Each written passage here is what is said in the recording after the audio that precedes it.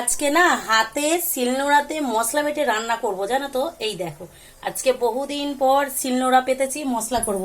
কি কি রান্না করলাম চলো দেখে নি।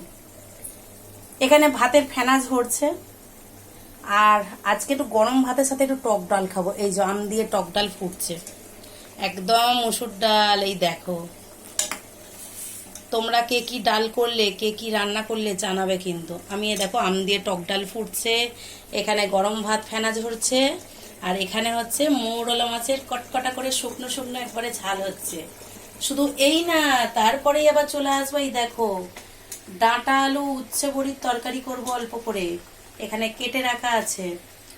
আর এখানে অল্প একটু মৌরলা মাছ তোলা আছে, এই যে এটা টক করব।